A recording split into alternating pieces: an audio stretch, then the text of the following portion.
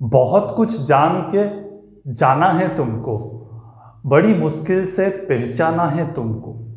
बहुत कुछ जान के जाना है तुमको, बड़ी मुश्किल से पहचाना है तुमको। मुझे जो तुम समझते हो वो गलत है, किसी दिन ये भी समझाना है तुमको। नमस्कार दोस्तों, मेरा नाम है सुब्रत और आप सभी को स्वागत करता हूं सुब्रत मैथ्स चैनल पर। क्लास 12 का जो सीरीज हमने स्टार्ट किया था उसमें डिटर्मिनेंट और मैट्रिक्स खत्म हो चुका था। आज और एक चैप्टर से शुरुआत करेंगे हम, इंटीग्रेशन या फिर बोल लीजिए आप इंटीग्रल्स पर। चैप्टर बहुत ही इंटरेस्टिंग होने वाला है, तो हमारे साथ जुड़े रहिए। ये 18-19 मिनट जो भी है, और इस चैप्टर का जो बेसिक्स है, जो फॉर्मूलाज है, वो आज सब कंप्लीट हो जाएगा। आपका डाउट वो सब क्लियर हो जाएगा। ऑडियो वीडियो ठीक तरीके से चल रहा है, तो चलिए शुरू करते हैं। कॉपी पे निकाल लीजिए और इंटीग्रेशन क्या होता है वो समझते हैं। इंटीग्रेशन बेसिकली क्या होता है कि डिफरेंशिएशन का उल्टा प्रोसेस होता है। The inverse of differentiation is called integration. ठीक है, उसे और थोड़ा एलाबोरेट करके हम अगर लिखेंगे, finding anti derivative is called integration.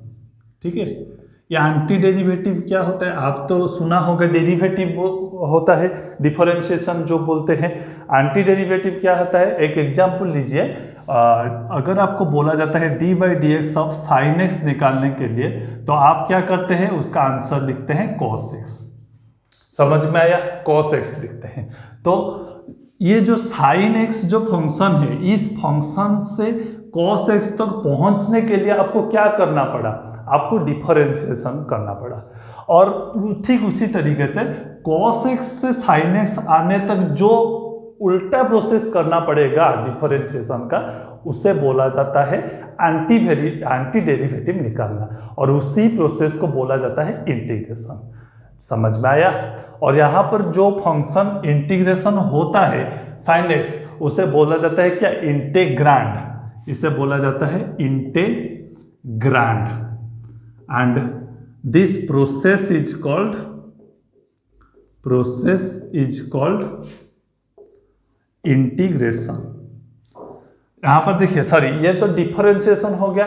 और उसका जो उल्टा प्रोसेस है, अगर मैं बोलता हूं आपको, ये मिटा लीजिए, इसका उल्टा प्रोसेस अगर होता है cos x का इंटीग्रेशन में पूछता हूं, तो उसका वैल्यू होगा sin x प्लस c।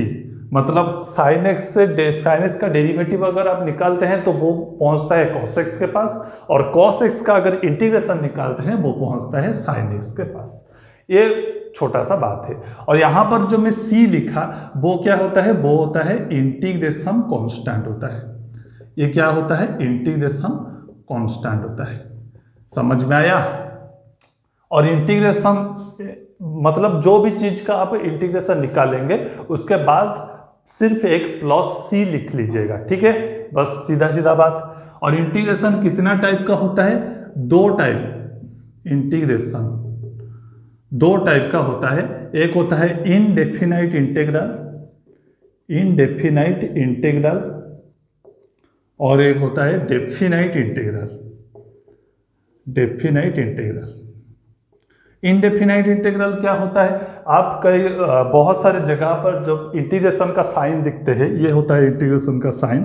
कोई भी एक फंक्शन होता है और उसका वैल्यू निकालने के लिए बोलता है। तो यहाँ पर देखिए, ये इंटीग्रेशन में कोई लोअर लिमिट नहीं है और हायर लिमिट भी नहीं है, तो ये होगा आपका इनडेफिनाइट इंटीग्रल। और जिस जगह पर डेफिनाइट होगा, मतलब कहीं पर दिया होगा -π से +π, एनीथिंग निकालिए। ठीक है, तो या फिर बोल सकता है आपको इंटीग्रेशन -1 से +1 तक। इस तरह से जो आप, जहां पर आपको अपर लिमिट और हायर लिमिट दिखाई देता है, वहां पर आप बोलेंगे वो इंटीग्रेशन क्या होता है, डेफिनाइट इंटीग्रल होता है। समझ में आया। इंटीग्रेशन के तरीके जान गए, किससे बोला जाता है, किस तरह से होता है, दो तरीके का होता है। और ये जो दोनों प्रोसेस को कंबाइन करके हम बोलते हैं इंटीग्रल कैलकुलस, जो जो मैथमेटिक्स का जो ब्रांच है, ये दोनों तरीके के इंटीग्रल को मिलाकर जो ब्रांच बना है उसे क्या बोला जाता है? Integral calculus. समझ में आया? अरे बोलो भाई, समझ में आया कि नहीं? ठीक है, तो ये आप लिख लीजिए। उसके बाद हम क्या डिस्कस करेंगे? फॉर्मूला क्या क्या होता है इंटीग्रेशन में। फॉर्मूला तो बहुत जरूरी होता है। मिटा दूंगा मैं, मिटा दूंगा, ठीक है। फॉर्मूला क्या क्या होता है इंटीग्रेशन में? जो डेरिवेटिव में मैंने आपको जो फॉर्मूला बताया था, कुछ कुछ उसी के उल्टे आपको लगेंगे। बहुत सारे सवाल उसका सिर्फ उल्टा ही कर लीजिएगा, ठीक है। जैसे कि integration x to the power n dx क्या होता है? x to the power n+1 divided by n+1 plus c। जहां पर यहाँ पर एक कंडीशन है n not equal to -1। n अगर -1 हो जाएगा तो नीचे 0 हो जाएगा ना, तो उसका तो कुछ तुक नहीं बनेगा। नेक्स्ट, इंटीग्रेशन x dx क्या होता है? इंटीग्रेशन dx, सिर्फ इंटीग्रेशन dx क्या होता है? x plus C. Integration sine x dx equal to minus cos x plus C. Integration cos x dx equal to sine x plus C. Then क्या होता है? उसके बाद आता है integration sec square x dx tan x plus C. tan x का derivative क्या होता है? tan x का डेरिवेटिव होता है sec स्क्वायर x, और उसका उल्टा प्रोसेस में क्या होता है? sec स्क्वायर x का इंटीग्रेशन बोला जाए तो tan x होता है। Next, integration cosec square x dx equal to minus cot x plus C. Next, integration sec x into tan x, ये सब आप याद कर लीजिएगा, ठीक है।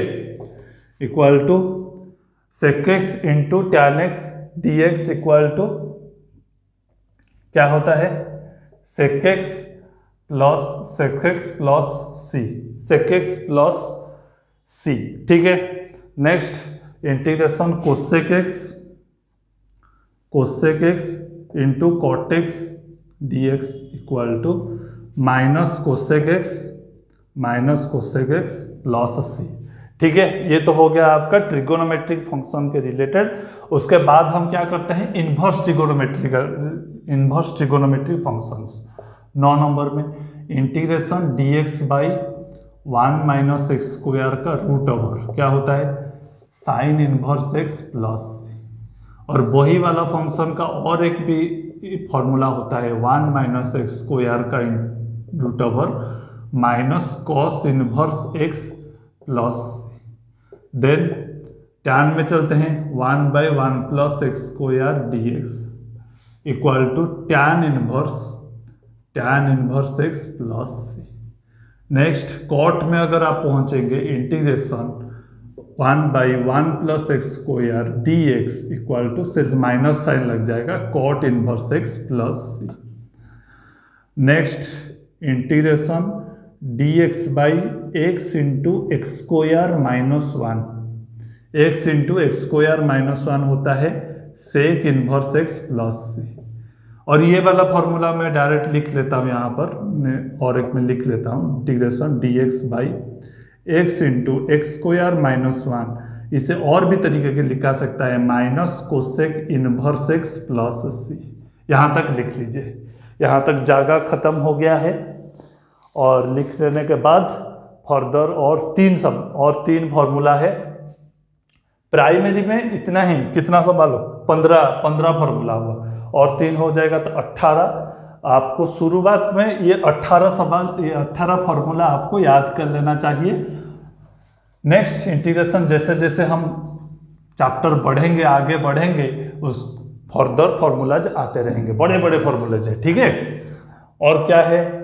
16 नंबर में integration e to the power x dx क्या होता है? वही e to the power x plus सी।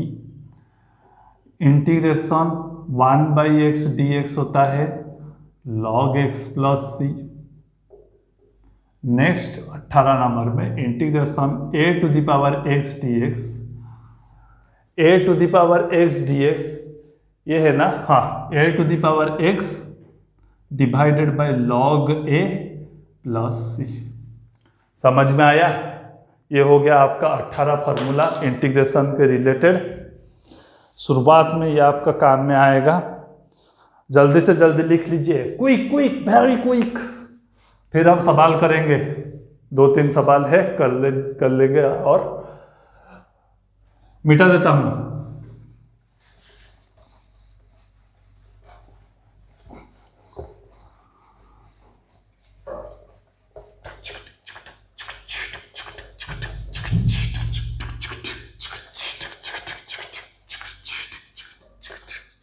अच्छा, आज का पहला सवाल आप लिखिए बोर्ड के ऊपर, ये आपके 1 integration x to the power 3/2 plus 2e to the power x 2e to the power x minus 1/x dx। इसका आप इंटीग्रेशन निकालिए। फंक्शंस को अलग कर लीजिए, ठीक है। चलिए मैं करता हूं। क्या होता है, integration x to the power 3/2 dx में अलग कर लिख लेते हैं, plus integration 2e to the power x dx minus integration 1/x dx। It comes out to be x to the power n। x to the power n dx का formula क्या होता है, मैंने बताया था x to the power n plus 1 by n plus 1, मतलब x to the power 3/2 plus 1 divided by 3/2 plus 1, plus 2 तो common है, कॉन्स्टेंट है, बाहर आ जाएगा, और e to the power x का होता है e to the power x, then 1/x का क्या होता है log x, और एक प्लस c जुड़ा। नेक्स्ट ये क्या होता है 3/2 प्लस 1, मतलब x टू द पावर 5/2, और नीचे भी होता है 5/2। इसे उल्टा करके मैं लिख सकता हूँ 2/5 x to the power 5/2 plus 2e to the power x minus log x plus c। यही है आपका उत्तर, यही है इस सवाल का उत्तर। कोई डाउट है क्या आपके मन में, कोई सवाल है? नेक्स्ट सवाल आपके ऊपर मैं फेंकता हूं, integration cosec x into cosec x plus cot x dx। करिए, मल्टीप्लाई कर लीजिए, कुछ बड़ा बात नहीं है यहाँ पर, सिर्फ आपको मल्टीप्लिकेशन करना है। Cosec square x dx plus integration cosec x into cot x dx।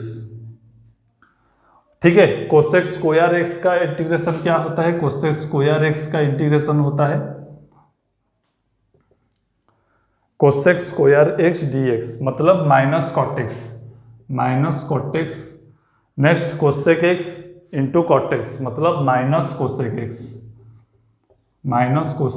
Plus c. यही आपका उत्तर है।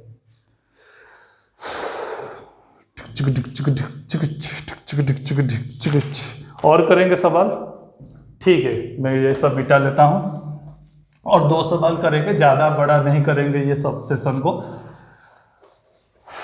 फिर आज एक दो शॉर्ट्स भी जाएगा, क्वेश्चन ऑफ द डे और PYQ, ठीक है, 1-2 मिनट का रहेगा वीडियो।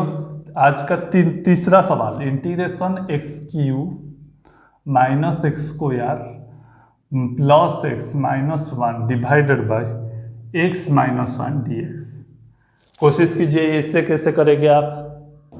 देखिए, इस तरह के कॉम्प्लिकेटेड अगर दिखता है, ये सिर्फ थोड़ा सा कॉम्प्लिकेटेड दिखता है, कैसे निकालेंगे उसे आप सॉल्व कर लीजिए ना, उसे आप सॉल्व कर सकते हैं। जैसा कि x³ minus x square plus x minus 1, इसे डिवाइड कर लीजिए x माइनस 1 से। x का स्क्वायर अगर मैं मल्टीप्लाई करूंगा तो क्या होगा, x³ और यहाँ 1 के साथ माइनस x स्क्वायर, माइनस करने पर ये दोनों टर्म तो कट जाएगा, और नीचे क्या बचेगा x माइनस 1, फिर 1 से मल्टीप्लाई अगर मैं करूंगा x माइनस 1 आ जाएगा और 0, मतलब आपका उत्तर ये आ गया। तो ये जो एक्सप्रेशन है वो एक्सप्रेशन में मैं लिख सकता हूँ x स्क्वायर प्लस 1 dx। कोई दिक्कत है यहाँ पर, कोई दिक्कत है? Integration x square dx plus integration 1 dx implies x³ by 3, x to the power n है, n की जगह क्या है 2 है, तो यहाँ पर n+1 हो जाएगा 3 + x + c, यही सवाल का उत्तर है। ठीक है, छोटा सा सवाल था। और एक ट्रिगोनोमेट्री फंक्शन का एक सवाल लीजिए, प्रैक्टिस कीजिए, बहुत सारे सवाल है, बहुत सारे बुक्स में है। अब इंटीग्रेशन डेरिवेटिव इसका मेन ये है, मार्क फिक्सिंग है बहुत ज़्यादा, और आपको प्रैक्टिस भी करना पड़ेगा, ऐसे नहीं कि खुले में आ जाएगा, क्योंकि बहुत सारे कॉन्सेप्ट्स के इसके अंदर इंटीग्रेशन निकालने का बहुत सारे तरीके हैं, और वो सब तरीके आप अगर प्रैक्टिस नहीं करेंगे तो एग्जाम में आपको कुछ भी याद नहीं आएगा, कोई भी आप समझ जाएंगे सब कुछ पढ़ाने पर वहाँ पर कुछ कर नहीं पाएंगे। sec² को क्या मैं लिख सकता हूँ 1/cos²x, और cosec² को 1/sin² dx, यहाँ पर उल्टा हो जाएगा, मतलब integration sin² divided by cos² हो जाएगा dx। और ये किसका फॉर्मूला होता है, ये होता है tan² का फॉर्मूला, tan² का। और मैंने आपको जो सब 18 फार्मूला बताया था उसमें tan² का तो नहीं था इंटीग्रेशन, तो यहाँ पर क्या करेंगे आप मॉडिफाई थोड़ा कर लीजिए ना, आप मॉडिफाई करेंगे tan² को क्या होता है sec² -1 होता है। अरे होता है कि नहीं, 10th क्लास के भूल गए, पढ़ाया था integration sec² dx minus integration 1 देखिए ये मैंने क्यों किया, यहाँ पर sec² आ गया, sec² का मुझे इंटीग्रेशन का वैल्यू पता है, तो इसीलिए मुझे यहाँ पर क्या होगा, आसानी होने के लिए मैं ये सब किया। और sec² का क्या होता है tan x